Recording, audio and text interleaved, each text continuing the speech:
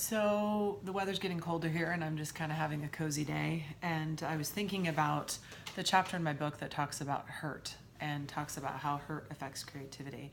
And I think this is really important because I found a lot recently, actually, maybe I'm just noticing more, the people I'm working with and even just the people I'm communicating with in my personal life are bringing up a lot of cases where they don't feel like they belong or they feel pain just because there's an understanding conflict between them and the people that they work with.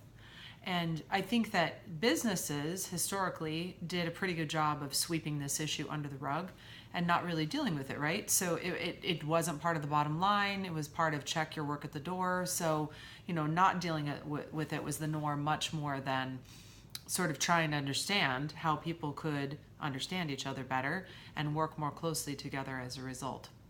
So for me, this goes all the way back to Abraham Maslow and the hierarchy of needs, which, if you haven't studied psychology, is really about a lot of different needs getting met and about the idea that if you have a lot of stressors in your life that are significant, that you're not going to be present or capable of sort of moving to the next layer of evolution and development and thinking and just the way that you deal with the world.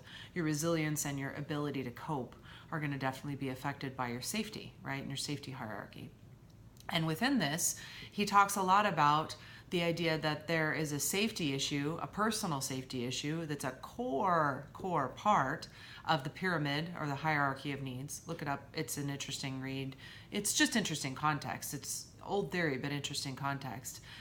And he's saying that safety and this personal feeling of safety and belonging are a critical thing that needs to happen for humans to just walk around in the world in a good way and really definitely for them to be at their highest and best. So these things are really important because you used to see a lot of businesses focused on the idea that performance was everything, that they would put like-minded teams together and you would have let's say a bunch of developers or a bunch of marketing people or whatever it was in a homogenous group trying to accomplish one task. And that was supposed to be the creme de la creme of how to get the best result. And what even companies as large as Google found was that when they put these teams together, they didn't get the performance they were looking for. And when they put all kinds of different people together and the main priority was personal safety and psychological respect and treating people well in that environment and valuing them, their ROI was through the roof by team. So these were the highest performing teams. And these were some of the criteria of the not criteria, but outcomes of the highest performing teams, right? Or some of the factors that led to the highest performing teams. There's a really interesting part of Malcolm Gladwell's book called David and Goliath, where he talks about the shadow side of great strength being great weakness, and the idea that we misperceive sort of excruciating opportunity or excruciating circumstances as volatile and bad, when really, when we walk through them, we get the outcome of resilience and strength by being hurt, essentially. So by embracing the idea of going through the fire, we're coming out with extraordinary opportunity that we wouldn't have had otherwise. So there's kind of these two different paradigms working, right? You've got the individual approach, thinking about how we deal with the world and how we filter it and how we try to get through it on a more eloquent level, or just understand that we're going to face conflict and we're going to face situations that cause us to have to dig deep. And then there's this sort of organizational approach that says, really, empirically, statistically, you should be putting people who treat each other well together to work, regardless of, and maybe they might benefit each other more if their talent base is different, in order to achieve best results. And also, by the way, not only bottom line results, but things like talent retention and not dealing with the massive cost of turnover come with that move, right? So there's kind of two parts that go together, really knit together in a very important way to create the best possible outcome. And in my book, I have a chapter called Who Hurt You? And I deal with this Maslow hierarchy of needs, and I look at Gladwell's book, and we talk a bit about that. And then I break down a few other paradigms in more detail. And I also tell a story about a friend of mine. I had this very close best friend when I was young. His name was Adrian, and he filled a great deal of the safety need I had.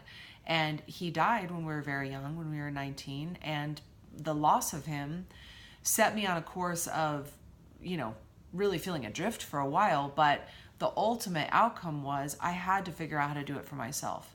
And I had to figure out how to bring that sense of safety into other relationships and how to see it in other people and seek it and ask for it and accept it and then use it to my best advantage to figuring out how to make both my work life and my life work better. So, I'd say in my case, I can't really dwell on the loss of him. I have to dwell on the gift of him. And I have to think about the fact that by receiving that gift, I had the opportunity to change my entire way of thinking and to use creativity and resilience to move ahead.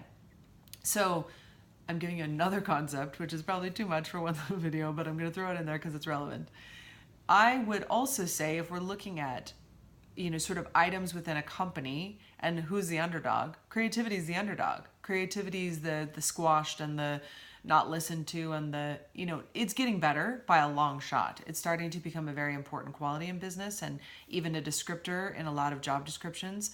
But the core of what that means and the true essence of what makes people creative and unique and independent and individual really comes from this very private personal story that's behind everything and whatever resilience they've been able to develop and actualize and bring forward into their work and utilize to help other people and to help teams and to help whole organizations.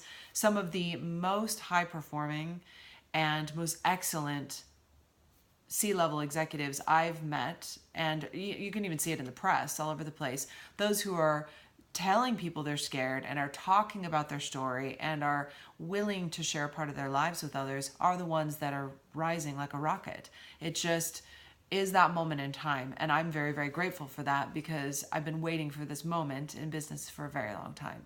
So overall, I'd like to say, basically don't be afraid of the difficult circumstances that are inevitably coming and try to embrace the opportunity that comes with that and the opportunity to grow and the chance to see other people for who they are. And, maybe don't forget to look around you and notice that every day someone around you is suffering, someone around you is hurting. Hopefully you're not hurting them, but if you are, there's a dialogue there, there's an opportunity. And, by putting these things together, we really have a chance to take better care of each other, take better care of ourselves, and by the way, advance our business. So that's all for today.